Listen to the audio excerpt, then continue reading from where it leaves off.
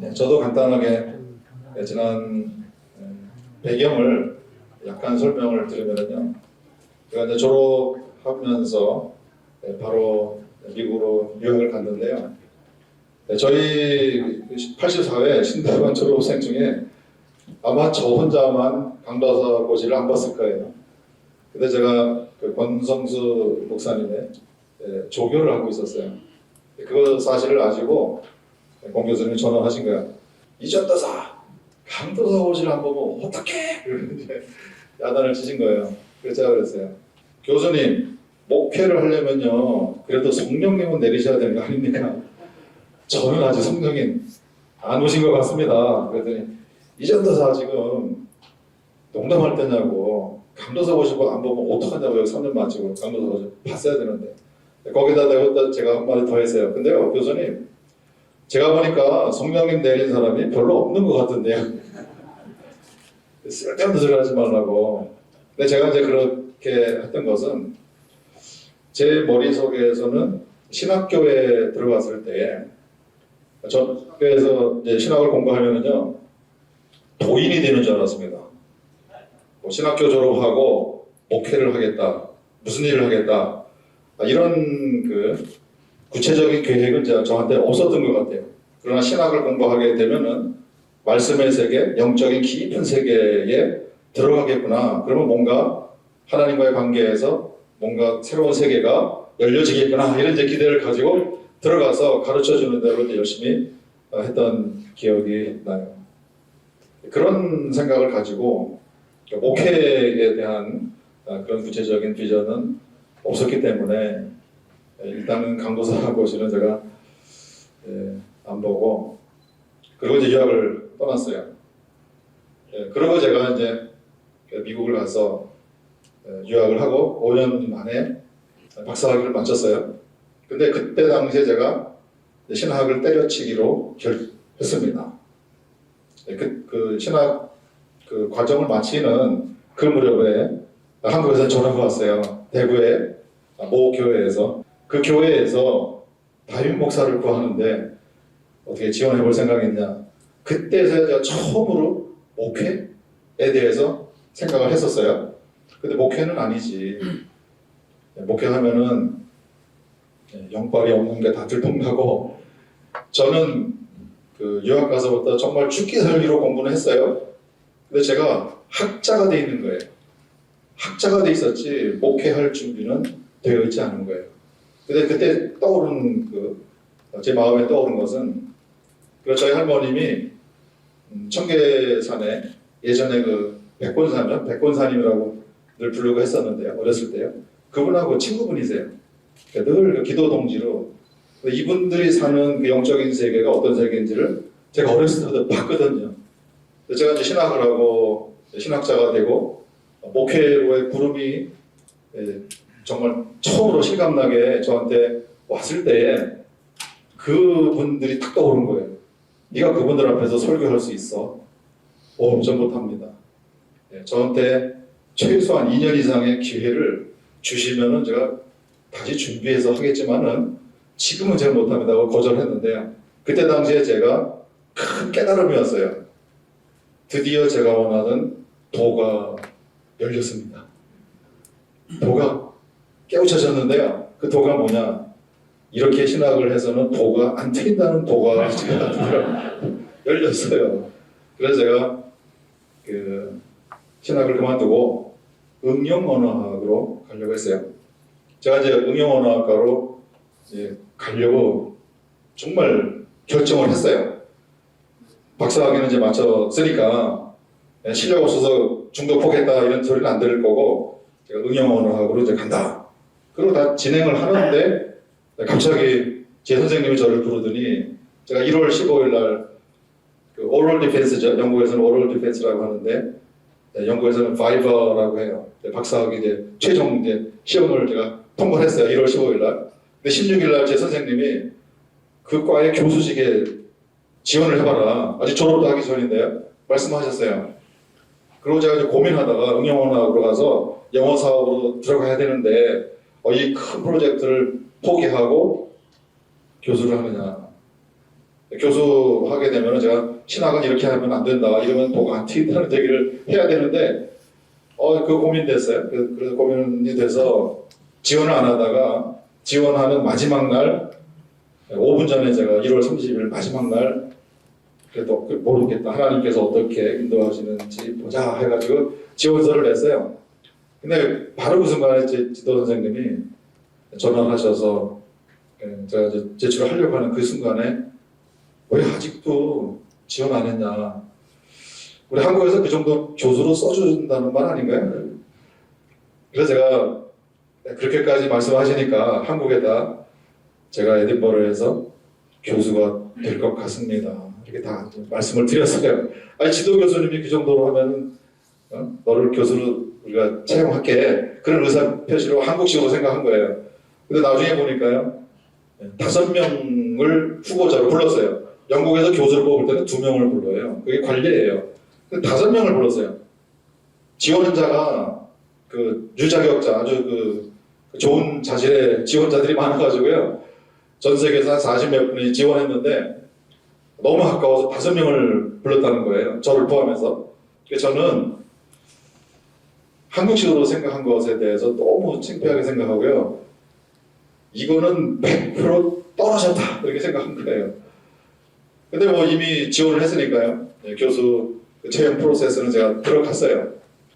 교수들과 대학원 이상의 학생들을 대상으로 이제 20분씩 강의를 하고 질의응답 받아요, 첫째 날. 그 다음에 둘째 날 7분의 패널이 앉아가지고 인터뷰를 하는 거예요. 그래서 저는 화가 났어요. 제 선생님한테도 화가 나고요, 한국에다 교수 된다고 이제 이미 다 나발은 불러놨는데 이걸 100% 떨어지는 거고요. 그냥 떨어지는 거 제대로 떨어지자 그러고요. 제가 그냥 화가 난 상태에서 인터뷰를 들어갔어요. 들어가면서 제 선생님한테 인터뷰 한 어느 정도 한답니까 여쭤보니까 한 1시간에서 1시간 반 정도면 될 거라고 알았습니다. 그래서 제가 들어갔어요. 저는 이제 벌써 이제 그 살기가 등등하게 들어간 거예요. 왜? 떨어졌으니까 뭔 말을 못하나, 그냥 질문하면은 그냥 속에서 올라오는 대로 답변하고, 떨어졌으니까 그냥 자연스럽게 하고 나오자. 그리고 들어갔어요. 그 교수직은 Asian Theology, 아시아 신학 교수를 뽑는 그거예요. 첫 질문이 당연히 닥터 리, Asian Theology가 뭐냐, 이렇게 질문이 나오잖아요. 제가요, 정상적인 상황이면요, 아시아 신학은 이거고요 저거고요 한참 설명할 건데, 제가 첫 말에 그런 거 없습니다 이렇게 했어요. 아니, 아시아 신학 교수를 뽑는 데는데 아시아 신학이 뭐냐고 물어보는데 그런 거 없다 이렇게 답변하니까요, 패널 7분이 뻥치는 거예요. 그랬더니 그 사회 보는 분이 그 에든버러의 그 뉴칼리지 학장이신 분인데요, Dr. Lee, what do you mean by that? 그게 무슨 말이냐 이렇게 물어보는 거예요. 그래서 제가 그런 말을 했어요. 아니, 재료는 아시아인데 요리는 서양력 않습니까?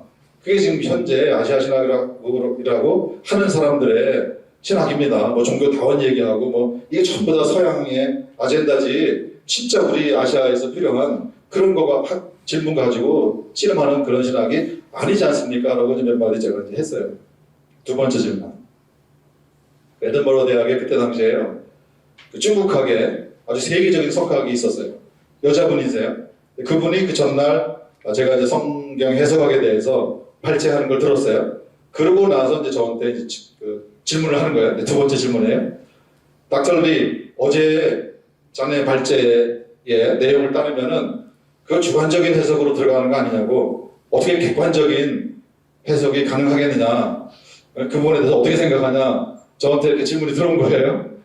그래서 제가 속으로요, 그때 그 아주 어린 나이지만 그 순간에 제가 마음으로 생각했던 그 생각이에요. 너 잘 걸렸다.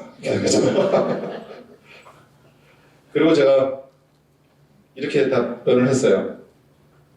그분이 이제 그 프로페서 맥두걸인데요.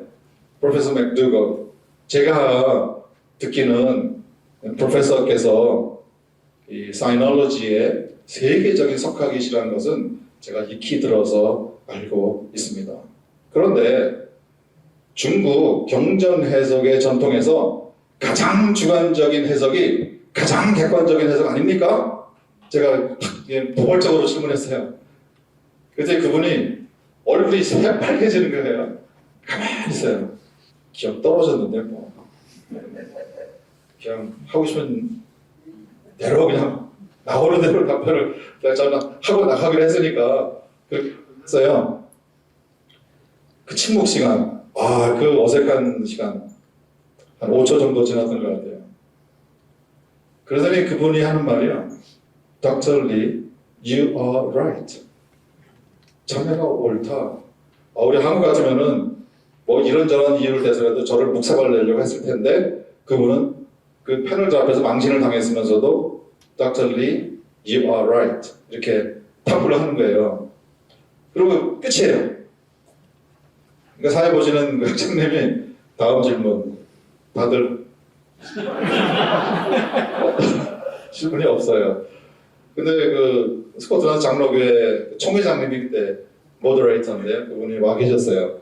한국 선교에 대해서 내가 이런 선교사들에 대해서 이런 얘기들을 내가 그동안 듣고 있는데 닥터 리는 거기에 대해서 어떻게 생각하느냐. 그래서 저도 뭐 동의하는 부분 동의하고 뭐 설명할 부분은 설명하고 이렇게 간단하게 답변을 드렸어요. 3번 질문하고 이제 끝난 거예요. 그 다음에 그 사회 보시는 부분이 질문 다들 어때요? 그래서 저보고 집에 가서 기다리래요. 그래서 한 2, 3일 정도 시간이 지나면은 학교에서 가보다가 연락할 거라고. 그래서 저는 떨어졌으니까 마음 정하고 그러고 이제 집에 왔어요. 근데 그날 오후에 제 선생님한테 전화가 왔어요. 전화를 받았어요. 그랬더니 그 패널 7분의 패널이 unanimously 만장일치로 닥터 리를 교수로 뽑기로 했다.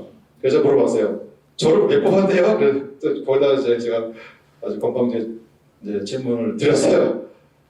그랬더니 그분이 그러시는 거예요. 다른 내부는 답변이나 가지고 온 그 책들, 그분들이 쓰신 책들, 출판하신 책들 이게 전부 다다. 근데 저 친구에게서는 뭐가 나올지 모르겠다.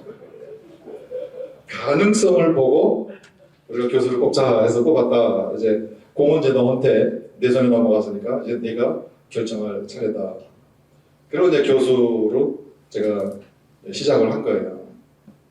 교수를 하면서 제가 결론은 그거죠. 신학을 이렇게 배우면은 학자가 되는 거예요. 학자는 쉬운 걸 어렵게 얘기하고요, 짧은 걸 길게 얘기하고요.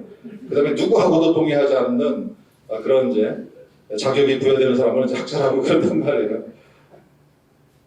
신학은 이렇게 하면은 학자는 그러나 여러분들이 정말 말씀의 세계로 들어가고 예수 그리스도를 담고 정말 말씀의 도에 이 세계에 들어가서 체득을 하는 그런 신학을 하려면은 이렇게 하면 안 돼. 저는 이제 계속 그 결론만 얘기하고 나오는데요. 에든버러에서 제가 4년을 교수로 있었고요. 그 다음에 싱가포르에 트리니티 신학 대학이라는 곳에 가서 15년 있었고요. 그 다음에 2006년에 미국의 고등학을 신학교를 갔는데요. 2008년에 여기 이제 타 존슨하고요, 켄 로스가 있어요. 이 두 분이 이제 보스턴에 저를 만나러 이제 온 거예요. 2010년에 이 세계 기독교 영감을 출판을 했습니다. 에든버러 세계 선교대회가 1910년에 있었거든요. 그 100주년 기념하는 그런 대회를 2010년에 했는데 그때를 기념해서 100년의 기독교 역사를 총정리하는 영감을 출판을 했어요. 모든 통계 자료를 다 내고 5대양 6대주의 각 지역을 대표해서 63분이 100년의 역사를 총정리하는 글들을 썼고요. 자기네가 이제 커미티에서 그럼 앞으로 50년 뒤에 이 세계 기독교는 어떻게 될 것인가, 이거를 글을 하나는 써야겠는데 그걸 누가 쓰느냐, 그것을 이제 본인들이 이제 의논을 했다고 그래요.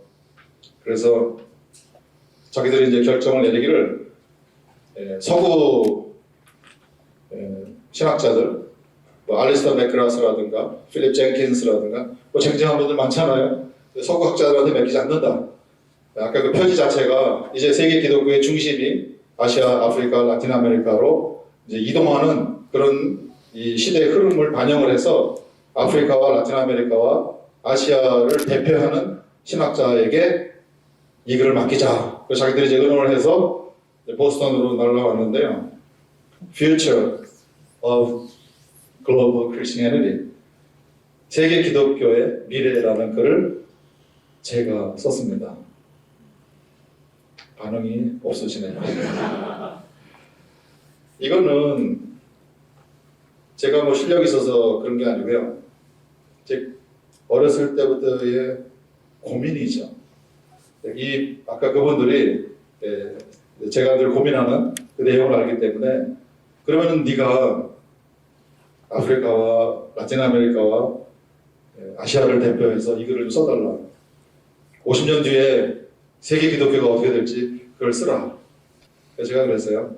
50년 뒤에 무슨 일을 할지 내가 어떻게 하냐. 왜 나보고 쓰라고. 네가 맨날 하는 얘기 있잖아. 그거 써. 그러면 될 거야. 그래서 제가 그랬어요. 하긴 맞아. 50년 뒤면 나는 이 세상에 없을 거니까 그렇게 될는지 안 될는지 내가 내 마음에 올라오는 소리는 쓰고 그대로 될지는 내가 책임을 안 져도 되겠네. 나 그때쯤은 하늘나라 가 있을 거니까. 이렇게 농담하면서 제가 썼어요. 근데 그 락의 그 프론티어 미션이 있습니다.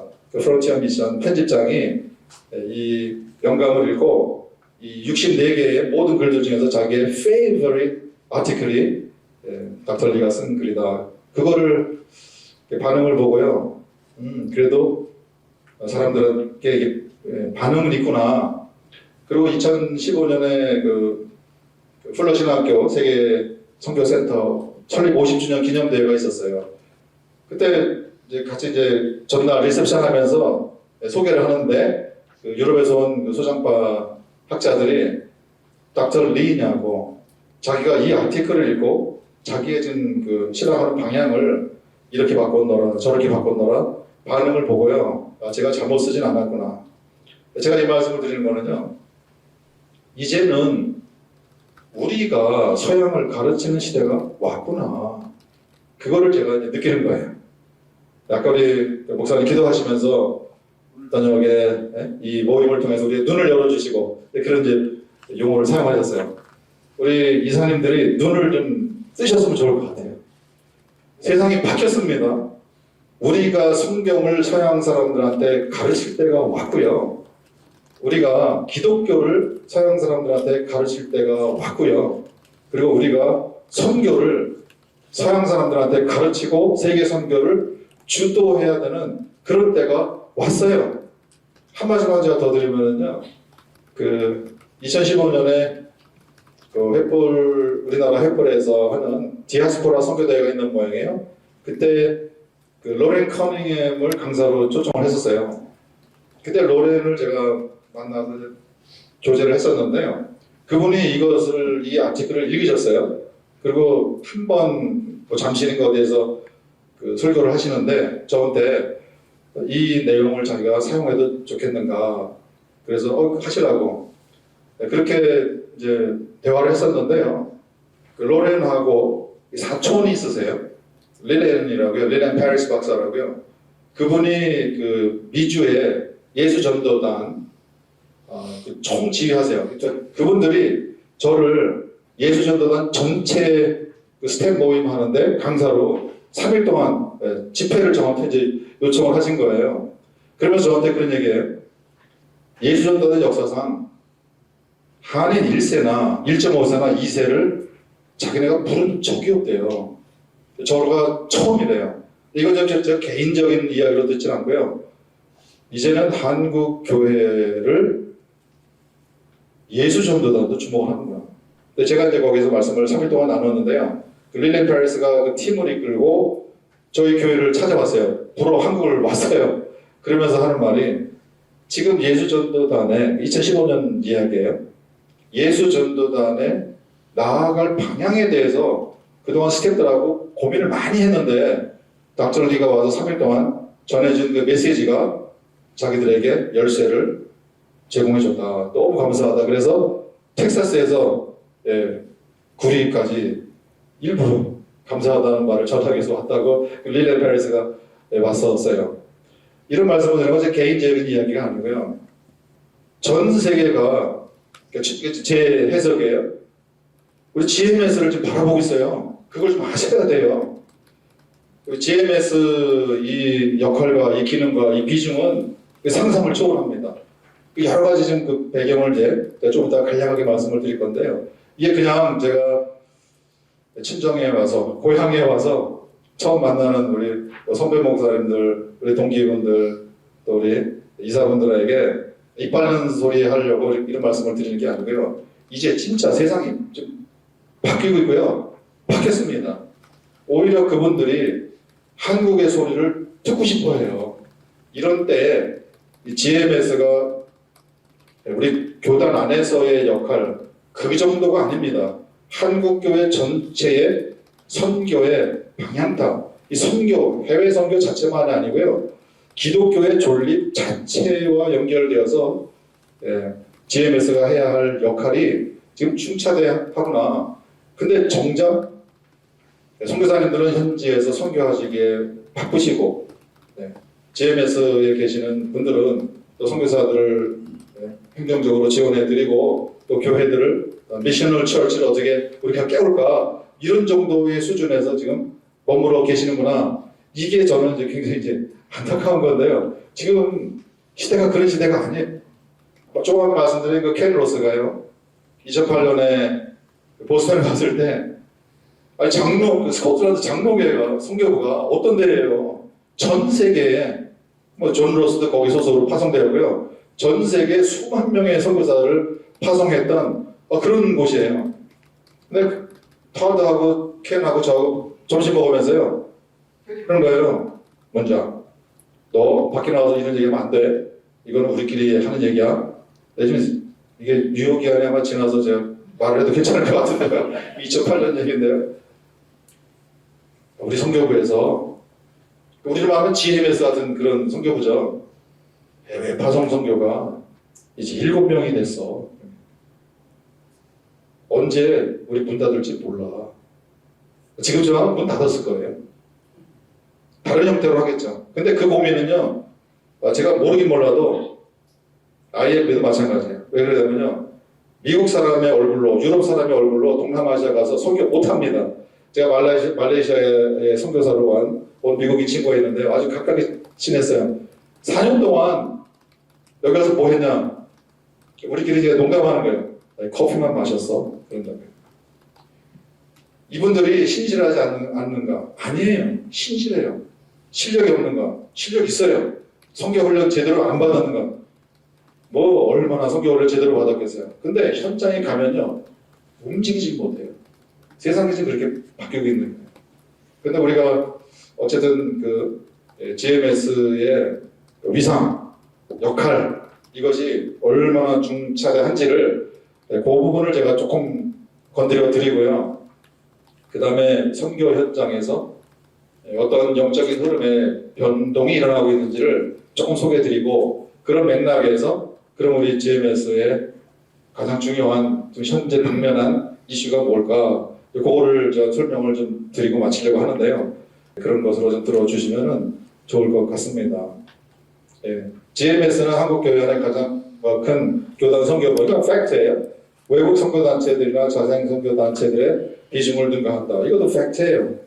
한국교회 선교회 지도자 역할 이것뿐만 아니고요. 저는 이제 글쎄요 앞으로 이제 아까 그 애틀라스 말씀을 드린 거는 이렇게 그 거창한 얘기를 제가 하는 그래도 약간의 배경이 있습니다. 그러니까 제 말을 좀 신뢰해 주세요. 이제 그런 차원에서 제 배경을 이제 설명을 드린 건데요. 근거 없는 말씀은 아니다. 이제 그런 거예요. GMS의 역할은 어쩌면 저희 교단 전체의 사활과도 연관이 있다. 그것을 우리 이사님들이 좀 알아주셔야 돼요. 비서구 교회를 대표하는 방향키 역할을 한다. 물론 IBM 말씀을 들으셨겠지만은 소속된 선교사 숫자는 어쩌면 우리보다 더 많을 수 있어요. 그러나요, 그 속사를 들여다보면 천만의 말씀입니다. 저희는 2,552분에 물론 지금 뭐 한국으로 들어오신 분들도 많지만은 현역으로 한국교회 선교는요 일당백으로 다 본인이 현장 사역을 하는 거예요. 근데 그런 해외 교단에 속한 분들은 현장에 가서 현지들하고 부딪히는 사람은요, 제가 보기에는 10분의 1도 안 됩니다. 그러니까 그런 사역의 질로 비교하면은요, GMS 선교사님들하고는 이 쪽수가 이게 비교가 안 돼요.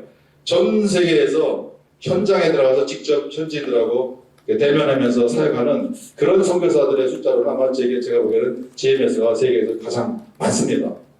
그런 측면에서요, GMS 선교가 앞으로 어떤 방향으로 가느냐, 이게 마지막 희망이다. 마지막 희망이라는 건요, GMS가 갈 바를 알지 못하고 방향을 못 잡고 우리 자체의 어떤 전략이나 이런 사역의 구체적인 모델을 만들어내지 못한다 그러면 제가 보기에는 세계 선교 전체가 종말을 보할 것 같습니다. 그거는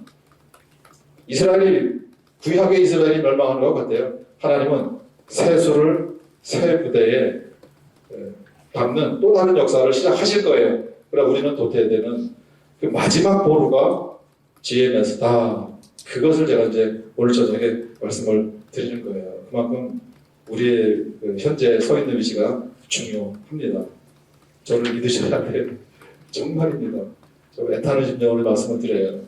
네, 코로나 이후 시대의 특징.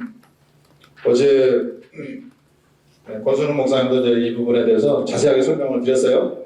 저는 뭐 다른 얘기 안 드려요. 간단하게 요약만 해드리려고 해요. 지금 우리 4차 산업혁명 그리고 그 코로나19 이후로 많은 것들이 정신없이 바뀌고 있단 말이에요. 이것은 새삼스러운 것이 아니다. 이미 50년 전에 1971년에 샤크 엘룰이라는 분이 프랑스의 평신도 신학자신데요. Technological Society라는 소시에테 테크놀로직 이런 책을 썼어요. 여기에서 뭐라고 그러셨느냐, 석기 시대에서 문자 시대죠. 역사 시대로 넘어올 때 인류 역사상 패러다임이 어마어마하게 바뀐 거예요. 지금은 역사 시대에서 기술 시대로 넘어가는 이 패러다임 전환은 과거의 선사 시대로부터 역사 시대로 넘어올 때에 인류가 겪었던 그런 구조조정, 그 패러다임 전환보다 더 급진적인 일이 일어나게 될 것이다. 벌써 50년 전에 얘기를 했던 일이에요. 거리두기? 그거는 뭐 우리 다 아는 거 아니에요? 이건 에덴 동산에서부터 있었던 거 아니에요? 인류 역사의 근원적인 문제가 하나님으로부터 거리두기예요. 이스라엘 백성의 실패도 그거 아니에요? 저들이 입술로는 나를 공경하지만은 마음은 내게서 거리두기 하고 있다. 멀도다. 그거 아니에요? 예수님이 이 세상에 온 것이 임마누엘, 하나님이 우리와 함께 계시다. 사도 바울이 그렇게 3차 선교 여행을 다니면서 결국은 전 세계를 향해서 외친 것은 여호와께 돌아오라. 거리두기 하지 말라. 그거예요. 이 기류가 그대로 가는데요. 이 서양의 정신세계는 눈에 보이는 그런 현상뿐만 아니라 내면의 시면의 정신세계에도 모든 흐름이 거리두기로 하나님으로부터 멀어지는 그런 흐름으로 가는 거예요. 우리가 교회가 존재하고 선교의 마음을 쏟아야 하는 그 이유가 결국은 하나님으로부터 멀어지는 인류를 하나님께로 되돌리는 이 거리두기를 넘어서 관계를 회복하는, 예수님의 사역도 결국 하나님과의 관계를 회복하는 거잖아요. 생명의 관계를 회복하는 건데 그 일은 우리가 끊임없이 잊지 않고 해야 되는 우리의 지상 과제란 말이에요. 그리고 코로나19로 인해서 이렇게 야기된 이 상황, 그 누가 하신 겁니까? 하나님이 하신 거잖아요. 그걸 우리가 위기라고 부릅니까? 이스라엘이 망한 것이 위기입니까? 하나님께서 느부갓네살을 통해서 이스라엘을 멸망시켰단 말이에요. 이스라엘 입장에서 보면 위기죠. 우리로 입장에서는 수치다. 바벨론 강가에서 예루살렘을 그리워하면서 우리는 눈물을 뿌리노라. 다시는 우리가 이런 기쁨의 노래는 우리는 부르지 않겠다. 그들로서는 한탄이고 탄식이고 슬픔이고 절망이지만은 그 누가 하신 건데? 하나님께서 이스라엘을 바벨론의 손에 붙이셨다. 그거 아니에요. 그러니까 하나님 입장에서 내가 한 건데 지금 일어나는 현상도 하나님이 하시는 건데 우리는 하나님께서 하나님의 자녀들, 교회를 향해서 무슨 말씀을 하시는가 거기에만 집중하면 되고요. 그럼 이 상황에서 우리가 어떤 일을 하면 되는가 그것을 우리가 찾아서 하면 되는 거예요. 우리의 헌신과 우리의 노력이 하나님의 기대에 못 미쳐서 같이 망한다. 그것도 하나님이 하시는 것이고요. 하나님이 우리 GMS와 한국교회를 사용하셔서 새 일을 행하시는 그런 통로로 우리가 쓰임을 받는다. 그러면 또 새 일이 우리를 통해서 시작되는 또 새로운 트래디셔닝이 시작되는 그런 역사의 현장에 우리가 서 있게 되는 그런 차이죠. 우리가 무엇을 해야 되는가 그 부분만 우리가 분별하고 들어가면 되는 거예요. 그래서 저는 위기라는 말을 사용을 하지를 않습니다. 기독교의 적대적인 기류요. 이거는 뭐 우리가 다 아시는 얘기예요. 목사님들, 사모님들 다 아시는 얘기고요. 그 중에 기독교의 종주국 개념이 사라지다. 위에는 외부적인 환경을 말합니다. 이런 적대적인 환경은 전 세계적입니다. 여기 한국 선교사님들은 현장에서 그런 적대적인 그런 기류를 누구보다도 가까이서 느끼시는 분들이고요. 이제는 우리 국내에서조차도 기독교에 대해서 어떤 적개심을 드러내는, 공개적으로 드러내는 그것이 이제 우리도 실감하는 이제 그런 단계에 와 있어요. 외국 같은 경우는 뭐 또 여지가 없습니다. 근데 기독교의 종주국 개념이 사라지다는 것은 기독교 역사를 보잖아요. 과거에는 기독교 그러면 어느 나라 이렇게 기독교국이다라는 것이 있었는데요. 이제는 그 기독교의 종주국 개념이 없어졌어요. 기독교 그러면 어느 나라 연상되는 게 없어요. 이슬람 그러면 떠오르는 나라들이 있잖아요. 기독교 그러면 그런 나라들이 이제 없어졌어요. 이 전 세계 종교다운지 뭐 이것뿐만이 아니고요. 뭐 여러 가지 정신세계의 그 사조들이 다양하게 기독교의 가치를 붕괴시키는 주류 사상으로 등장하는 그런 기류가 아주 급 강화되는 그런 시점에 저희가 와 있다는 것을 우리가 아셔야 돼요. 서구 선교가 후퇴한다. 아까 스코틀랜드 장로교회 말씀도 드렸는데요. 서구 기독교에 대해서 영어 단어로 한 단어로 표현합니다. collapse. collapse라는 거는요. 건물이 붕괴되는, 건물 전체가 무너지는 그런 현상을 이제 collapse라고 하는데요. 서구 교회는 collapse했다 이렇게 말을 합니다. 그런데요. 서구 교회는 collapse했는데 우리는 collapse하지 않는가? 제가 보기에는 이거는 시간 문제인 것 같습니다. 이스라엘 민족의 그 선민의식이죠. 우리는 하나님의 백성이다라는 그 선민의식이 이스라엘 그 백성 안에서는 존재했는지 모르지만은 그러나 그들이 어떤 자의식을 또는 자기 정체성을 가진 것과 상관없이 하나님은 구약의 이스라엘의 존재에 대해서 언약의 파트너로서의 효력을 이제 정지시키는 그런 일을 하셨어요. 이스라엘 사람들은 지금도 본인들이 하나님의 선택을 받은 백성이라고 생각을 해요. 아마 그분들은 이사야 53장을 성경에서 빼놨을 거예요. 이스라엘에서 선교하시는 분들이 이제는 전략을 바꿔가지고 왜 이사야 53장을 읽지 않습니까? 이렇게 이스라엘 분들한테 얘기한다고 해요. 그분들은 이사야 51장, 52장, 54장 이렇게 건너뛴다고 그래요. 거기에 메시아 예언이 있잖아요. 예수님에 대한 결혼실로 우리의 질고를 지고 이 부분을 원래 이게 성경에 없는 것이다 이렇게 주장을 하는데요. 그만큼 오늘날도 이스라엘 사람들은 하나님의 선민의식이 있어요. 이건 허위의식이 되는 거죠. 우리가 이런 시대의 흐름에 대해서 아까 그래서 제가 다시 저는 기도할 때 좀 우리가 깨어나셔야 돼요. 우리는 서구 선교가 물러간 자리를 우리가 대신한다. 지금 그렇게 낭만적인 생각을 할 그럴 시대가 아니다라는 거예요. 전체가 다 붕괴하거나 전체를 다 회생시키거나 하는 그 분기점에 지금 우리가 와 있습니다. 그래서 GMS의 미래가 우리 총회의 미래에 사활이 달려있고요. 한국 교회의 사활이 달려있고, 어떻게 보면은 세계 선교와 세계 교회의 사활이 달려있습니다라고 제가 과감하게 말씀을 드리는 거예요. 근데 현재의 GMS는 아니고요. 앞으로 우리가 구조조정을 해야 될 그 GMS가 그런 역할을 하게 될 것 같아요. 선교의 새 시대가 도래하고 있는데요. 첫째는 선교 지형의 역류 현상이 일어납니다. 무슨 말씀이냐면요.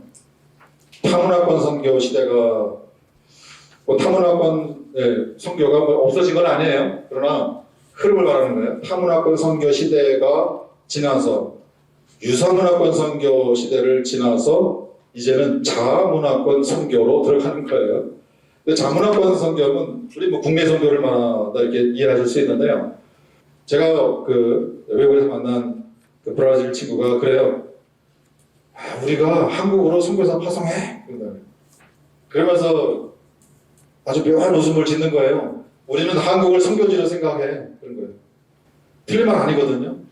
브라질 사람이 한국을 선교지로 생각하면요. 우리는 그러면 한국을 선교지로 생각하는 게 맞는 게 아닌가요?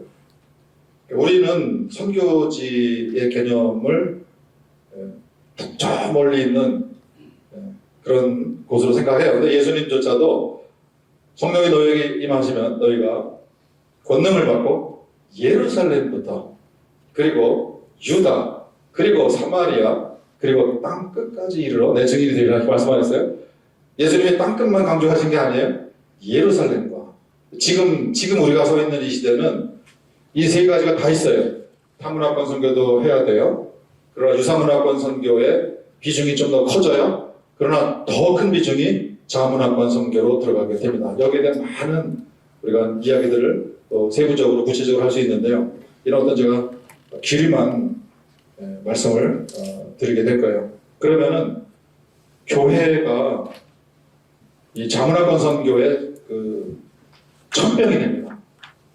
그리고 모든 성도들이 다 선교사로 의식의 전환이 일어나야 돼요. 교회의 본질 자체가 선교적인 거잖아요. 이런 의식의 전환이 일어나게 되면 요즘에 얘기하는 것처럼 교회가 미셔널 처치가 돼야 된다는 그런 말들을 우리가 하지 않아도요.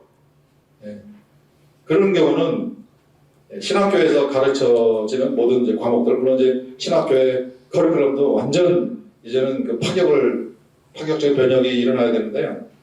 어쨌든 현재 상태로 두고 말을 한다고 하더라도 성경신학도 선교적으로 해야 되고요. 조직신학도 선교적으로 가르쳐야 되고요. 다른 신학들도 선교적인 마인드로 신학을 해야 된다. 사도 바울이 선교사 아닙니까? 사도 바울의 모든 서신서들이 선교사로서 쓴 건데 우리가 선교적인 마인드를 가지고 신약 성경을 읽지 않으면 말이 되냐고요. 예수님도 하늘로부터 하나님의 선교를 위해서 오신 것인데 예수님에 관한 공간복음도 우리가 선교적인 마인드로 연구해야 되는 전체적인 구조조정을 자문화권 선교라는 개념이 요청하는 모든 것에 대한 패러다임을 뒤집어 놓는 그런 발상이 되는데요. 제가 흐름만 짚고 넘어갈게요. 선교지 이전 현상이 일어나는데요. 기독교 선교의 본래 모습은요. 가등 문화권인 팔레스타인에서 상위 문명권인 로마 제국으로 향한 것이었어요. 사도 바울 물론 이제 바이링골 하고요. 다소 출신이고 헬라 문화에 대해서 헬라 철학에 대해서 또 헬라 그리스 언어의 헬라어에 대해서 아주 능통한 분이었긴 하지만은 그래도 팔레스타인 사람이 유대인이란 말이에요. 그 시대에 유대인이 로마에 들어가서 스토아 학자들하고 논쟁하고 하나님에 대해서 전도하는 이 모습이 무엇을 의미하는가? 이 시대에 우리한테 어떤 의미인가? 우리 한국 선교사님들이요, 또는 한국 교회가 그동안 짧은 역사이기 때문에 어쩔 수 없지만은 서구로부터 우리가 빨리 배워서 소화를 하고 뒤쫓아가는 이런 것에 우리가 자부심을 느꼈어요. 이미 시대가 변해버렸어요. 우리가 충분히 준비가 안 됐다라고 느낄 수도 있지만은 그러나 시대가 바뀌었기 때문에 우리의 역할이 우리 사명이 새로운 게 우리에게 주어지는 거예요. 우리가 저들을 가르쳐야 되고 우리가 저들을 인도해야 되고 우리가 저들을 깨워야 되는 이런 역할이 우리에게 이미 주어졌다라는 그런 의식이 우리에게 일어나야 되는데요. 이 사실이 우리에게 도움을 줄 거예요. 선교의 본질에 대한 근본적인 이해를 이제는 달리 해야 되는구나. 우리가 서구 기독교를 선도해야 되는 그런 사명이 우리에게 있구나. 이 생각을 우리가 가지셔야 합니다.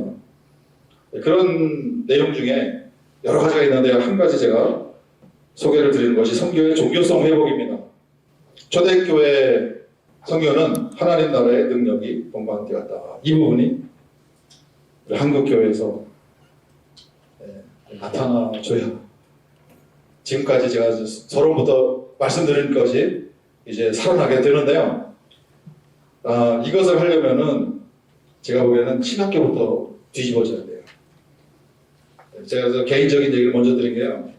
저는 그 에든버러 선교 100주년 기념대회에서 아프리카나 라틴 아메리카나 아시아에도요 참 훌륭한 그 선교학자들이 많이 있습니다. 아프리카만 보더라도요 제 선생님인 라민 사네 그때까지 살아 계셨어요. 미국에 있는 아프리카 지성 중에 최고의 한 분이다 이렇게 그 백악관에서도 인정을 해가지고요 대통령 자문위원으로 정기적으로 부르는 그런 분이셨어요. 라민 사네 교수분이요. 아프리카의 쿠아메 베디아코라고 가나의 아주 복음주의 신학자 탁월한 분이 계셨어요. 가나에 존 은비티라는 분이 계셨어요. 남아공에는 데스먼 투투 얼마 전에 돌아가셨는데요. 뭐 투투 같은 분이 있었고요. 물론 그 이전에는 다비 보시라는 분이 그분들의 제자들 아주 아프리카에도 쟁쟁한 분들이 많고요. 아시아에도 그런 분들이 많아요. 뭐 라틴 아메리카 같은 경우에도 뭐 사무엘 에스코바라든가 그런 자주 인용되는 그런 분들이 많이 있단 말이에요. 제가 보기에는 실력이 탁월하거나 그런 게 아니고요. 그분들은 저를 통해서 한국 교회를 주목하는 것 같아요. 그리고 2010년에 남아공에서는 로산이 1910 100주년 기념대회를 별도로 했어요. 2009년에 덕 버셀이라고요. 고든 코넬에서 저희가 같이 있었는데요. 그분이 2009년에 한국에 왔어요. 로산 대회를 하는데 한국 교회에 펀드레이징 하러 온 거예요. 저희는 같은 학교에 있으면서 잘 알잖아요. 이번에 한국 가서 펀드레이징 잘하고 오게 좀 도와달라고 우리 좀 힘들거든. 우리가 지금 한국교회에서 도와주지 않으면 이거 행사하는데 여러 가지 어려움이 있을 것 같아. 그러면서 기도 요청을 하고 갔는데요.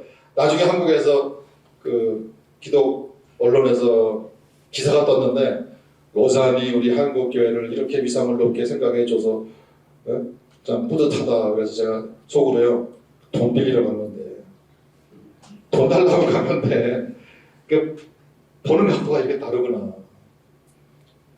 서양에서는 한국 교회와 또 이제 한국에서 나오는 그 목소리 거기에 대해서 이분들이 좀 촉각을 귀를 기울이고 있구나. 그런 사인들이 계속 우리에게 오는데 왜 우리만 모를까 그걸? 거기서 그렇게 요청하는 거에 대해서 우리는 우리에 대해서 인정을 해주는구나. 우리가 지금 그거에 만족할 그럴 때가 아닌데 지금 우리가 이분들을 어떻게 선도할 것인지 그 역할로 좀 들어가야 되는데 그것이 안타깝다. 그 중에 이제 하나가 이제 이 부분인데요. 신학교 교육 지금같이 하면 학자들을 키워요. 이 능력 이 부분이 우리 한국 교회가 앞으로 이제 치고 나가서 선도해 줘야 될 부분인 것 같아요. 무슨 말씀이다 아마 더 설명 안 드려도 아실 것 같아요. 예수님이 나다나엘을 만나셨을 때 보라 참 이스라엘 사람이로다. 그 속에 감사한 것이 전혀 없더라. 당신이 나를 어떻게 합니까? 언제 보셨습니까? 내가 모아가 나무 아래 있을 때 내가 보았나라. 모아가 나무 아래 있을 때 그 생각을 했다는 거예요. 아니 멀리서 아무도 모르게 나다나엘 혼자 심령으로 생각했던 그 묵상, 마음의 묵상을 예수님이 어떻게 하시냐고요. 제가 싱가포르에서 교수할 때요. 한국에 있는 어느 신학교에서 그 외국에서 온 아시아와 아프리카에서 온 목회자들을 대상으로 일주일 집중 강의한 적이 있어요. 그 중에 이제 제가 이제 이 부분이 있어서 니네들 나라에서 어떤 그 영매들이죠. 영매들. 아시아는 아시아대로, 아프리카는 아프리카대로 영매들이 있는데 그 영매들이 갖고 있는 그 영적인 그 능력들에 대해서 다 얘기해봐라. 그랬더니 이거 카테고리 다 얘기해요. 그러면은 이 모든 영적인 능력과 은사와 재능들이 성경에 있냐 없냐? 성경에 다 있다는 거예요. 그 이상도 있다는 거예요. 그래서 제가 그랬어요. 그러면 니네가 사는 그 나라에 목사들한테는 이런 게 보이냐? 극히 일부. 그러면 성도들 속에는 이런 게 보이냐? 목사들보다는 좀 더 보인다는 거예요. 그럼 신학자들한테는 있느냐? 없다는 거예요. 그 부분이 제가 똑같은 부분이에요. 내가 학자는 되는데 예수님 닮은 사람은 안 됐잖아. 이 길이 아니잖아. 그래서 제가 신학을 잘못 배웠네. 존 은피티라고요. 그분이 쓴 논문이 있어요. 아주 큰 반향을 일으켰는데 제목이 Theological Impotence. 인포라는 것은 성적인 불능을 말하는 아주 강력한 단어인데요. 신학적인 불능, 신학적인 성불구 이렇게 아주 직역을 하면 그렇게 돼요. Of Western Theology. 서구 신학의 이런 현상. 네, 그러면서 그 안에 사실에 근거한 픽션인데요. 아프리카 청년이 유럽 가서 박사학위를 따고 금유환영해요. 근데 부족이 전체가 다 모여서 이 청년의 귀향을 다 부족이 축하하는 거예요. 근데 거기에 축하가 한참 진행되는데 어떤 여자아이가 쓰러졌어요. 이 청년이 어떻게 되나? 이 근처에 병원이 어딨냐? 그걸 물어본 거예요. 처음에는 마을 부족 전체 사람들이 이 청년을 향해서 고개가 돌려진 거죠. 유럽에 가서 10년 동안 기독교를 공부하고 왔으니까 이런 거는 간단하게 픽스할 수 있는 능력이 있겠지. 다 그렇게 아주 설레는 눈빛으로 청년을 바라보는데요. 이 청년의 입에서 나온 말이 병원 어디 있어요? 어떤 조그만 소녀가 왔어요. 선생님, 병원은 여기서 50마일 떨어져 있는데 거기 가는 버스가 하루 한 번 우리마을에서 가는데 이미 지나갔는데요.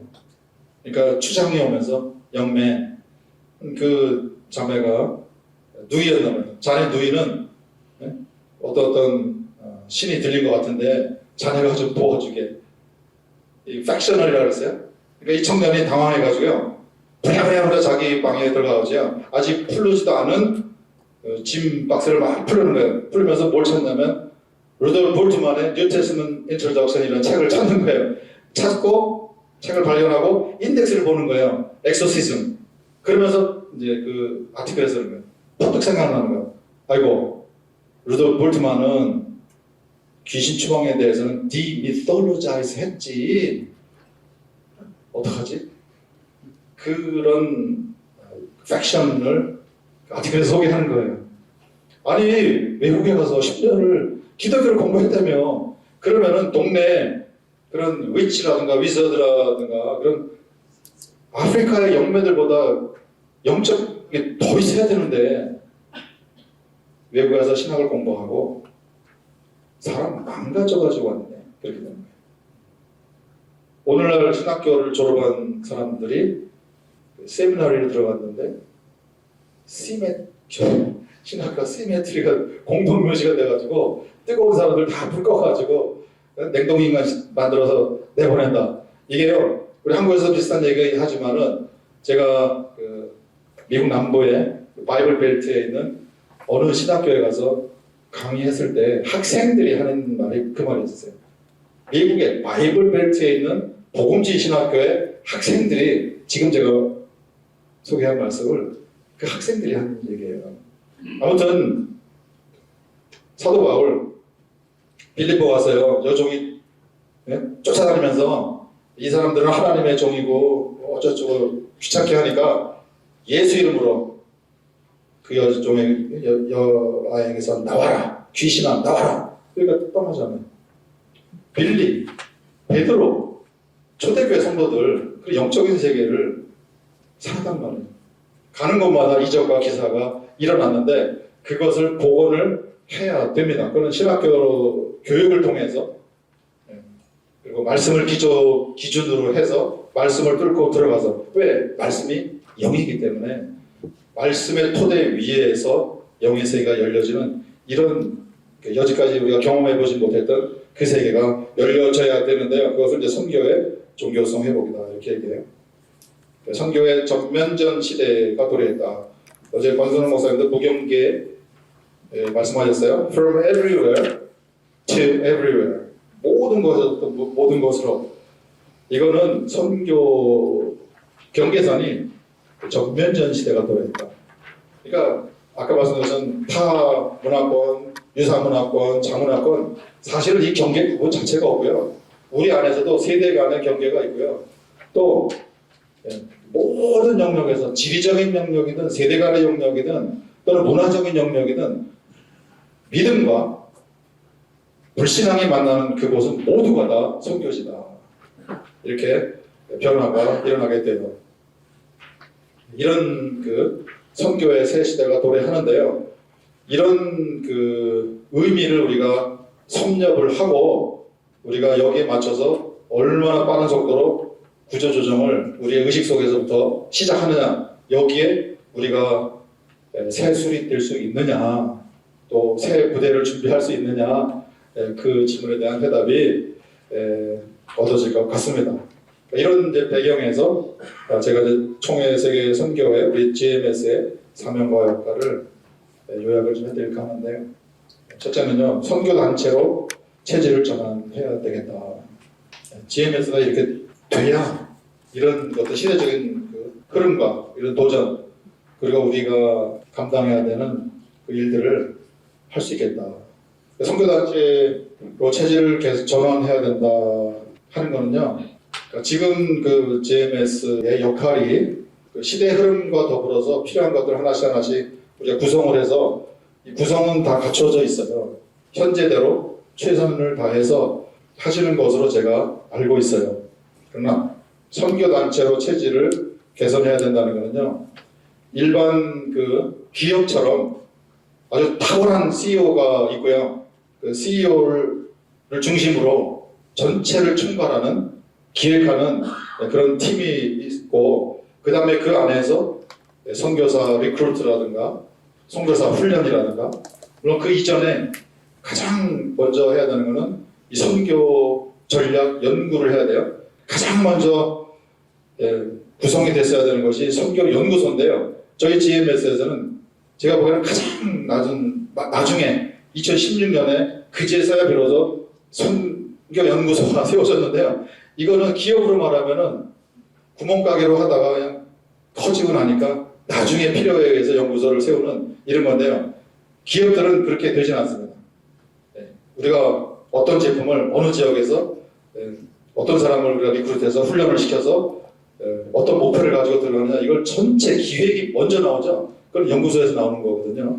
그래서 선교연구소 인력이 제가 보기에는 신학교 때부터 그 목적으로 길러지는 그리고 그 목적을 위해서 우리가 투자를 하고 그런 인재들을 양성해서 그 사람들이 들어와서 포진해서 GMS의 방향, 우리 총회의 방향, 한국 교회의 방향, 세계 선교의 방향을 주도할 수 있는 그런 브레인들이 들어와야 돼요. 그리고 거기에서 물론 어떤 시대 흐름에 따라서 디지털 어떤 전환 이런 것까지 포함해서 지금 뭐 시대가 50 이상 되시는 분이 24.8%가 된다. 2,552분의 선교사님들 중에 50 이상이 4분의 3이란 말이에요. 그러면은 지금 젊은 세대는 젊은 세대가 들어가야죠. 그 사람들은 권 목사님 얘기하신 것처럼 우리하고 다른 세계에 살고 있거든요. 이분들은 디지털 세계에 살고 있어요. 그 젊은 사람들을 통해서 디지털 채널을 통해서 뭐 메타버스라든가 이런 것을 정말 이제는 치고 나가서요. 총회 안에 또 GMS 안에 최고의 기량을 가진 분들이 여기 들어가 줘야 돼요. 이거는 선교 단체 형태로 GMS가 변하지 않으면은 일어날 수 없어요. 지금은 그 기관들이 열심히 하시지만은 통전이 안 돼요. 통전이 안 돼요.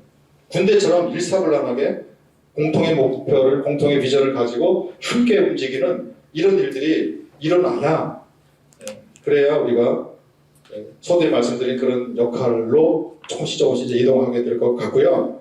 두 번째는 총회 세계선교회의 이제 역량을 키우는 건데요.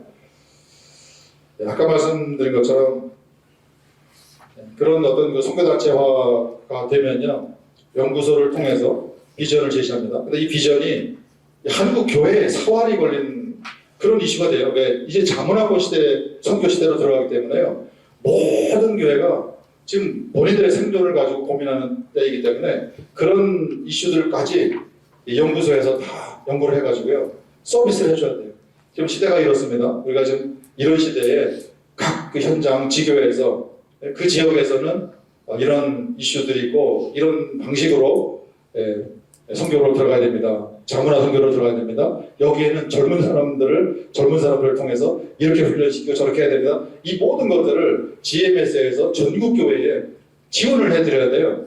그리고 이 사역이 전국에 있는 지교회에 사활이 걸린 것이다라는 인식을 지교회에서 하게 되면요, 총회 선교 주의를 해서 우리가 선교를 합시다. 또는 이 GMS의 운영을 이사님들의 회비를 합니다. 이건 말이 안 되죠. 왜? 모든 교회의 사활이 연결되어 있다는 의식이 들어가게 되면요, 모든 우리 교단 속에 있는 그 교회들이 헌금을 내놓지 않을 도리가 없는 거예요. 왜? 이것이 우리 교단과 우리 한국교회 사활이 걸린 문제다. 그리고 GMS가 이런 역할을 좀 하고 있다. 그런 차원에서 GMS가 각 교회에 공신력을 확보를 하셔야 됩니다. 그리고 선교사를 리크루트해요. 훈련을 시켜요. 그리고 현지에 나가서 필요한 재원도 GMS를 통해서 나가고, 그 다음에 아까 멤버 케어에 대해서 우리 이사님들이 인식이 아직 덜 되어 있습니다. 그 모든 것에 대해서 선교사 현재 나가 있는 분들은 다 각계 전투로 나가 계신 분들이라 할지라도 조금씩 우리가 그분들을 통전적인 선교의 장으로 조금씩 우리가 콜하면서 그런 안도감을 주는 것이죠. 지금은 이제 과도기이기 때문에 GMS에서 전국에 있는 지교회들로 하여금 그분들을 깨우는 거죠. 지금 GM에서 하는 사역의 의미가, 중요성이 이런 것입니다. 그냥 뭐 외국의 타문학과 선교하는 그런 차원이 아닙니다. 우리 교단의 사활이 걸린 이런 겁니다라는 그런 구체적인 방향 제시, 비전 제시를 함으로써 목사님들이, 전국에 있는 목사님들이 거기에 동참하는, 그렇게 될 때 우리가 미셔널 처치가 된다. 그제서 말할 수 있는 거예요. 요즘에 미셔널 처치라고 하는 거는요, 제가 보기에는 다 엉터리예요. 엉터리 좀 센 말이고요. 그 뭔가 좀 가슴이 좀 답답한 거예요. 우리가 어느 선교사를 지원한다 이런 거 있지 않고 GMS에 우리가 무엇보다도 먼저 우리 교회가 지원을 합니다. 재정 지원을 합니다. 그렇게 함으로써 GMS를 통해서 이루어지는 일이 우리를, 지교회를 살리고 한국교회를 살릴 줄 믿습니다. 이런 확신을 줘야 되고요. 선교사들에게는 선교사들에게대로 GMS에 대한 신뢰를 우리가 확보하는 이런 일을 할 때 총회 세계선교회의 역량이 지게 되는 거고요. 마지막으로 하나는요, 프로젝트로 선교해야 된다는 건데요. 앞에 이제 그 선교 환경의 여러 가지 변화와 관련해서, 근데 이 프로젝트를 말씀드리면요, 어제도 이제 어느 목사님 설교하시면서 우리가 프로젝트로 선교하지 않고 이렇게 그런 표현을 사용하셨어요. 그 맞는 말씀이에요. 그때 말씀하시는 프로젝트는 사람을 관심을 두지 않고 가서 뭔가 일을 벌이는 거죠. 그런 식으로 프로젝트를 제가 말씀드린 건 아니에요. 이 프로젝트라는 용어가 사용하는 분에 따라서 부정적인 커노테이션을 갖기도 하고요, 긍정적인 커노테이션을 갖기도 하는데요. 예, 긍정적인 측면이에요. 이거는 어느 기업이 폴란드에 가서 무슨 사업을 한다. 그러면은 어떤 일을 할 것인가? 연구소에서 연구해가지고요. 그러면 현지에 있는 교회 지도자들과는 만나서 우리 한국 교회 GMS가 이런 생각 가지고 좀 도와드리려고 하는데 도움이 되겠는가? 현지인들의 역량을 극대화시키는 우리 최고의 요원들을 우리가 훈련시켜서 보낸다. 이게 그것을 할 수 있으려면요, 이런 프로젝트가 성사되려면은 신대원에 들어오는 때부터 그 사역에, 그 지역의 전문가로서 양성을 하고요, 그 사역의 최고의 인재로 필요한 유학도 시키고요. 아무튼 그 팀을 구성을 해서 베스트 멤버를 그쪽으로 투입을 해서 그쪽의 교회들을 도와주는 현지 지도력을 키워주는 아무튼 여러 가지 복합적인 것을 검토를 하고 종합적으로 우리가 그쪽에 현지에 가서 선교를 하고요. 현지뿐만 아니라 유사문화권뿐만 아니라 자문화권 선교도 이렇게 다양한 프로젝트를 앞세워서 거기에 맞춤형으로 선교사들을 리크루트하고 맞춤형으로 선교 훈련을 시키고 맞춤형으로 재정 지원하고 맞춤형으로 이분들이 평생 사역을 했을 때 언제 그럼 우리가 현지에서 빠져나오느냐 이런 거. 그 이후에 이분들의 후생 복지, 평생 이분들의 헌신을 우리가 기억하는 그런 멤버 케어는 어떻게 하느냐. 이 전체적인 것을 GMS를 통해서 하게 될 때 제가 볼 때는 그것이요.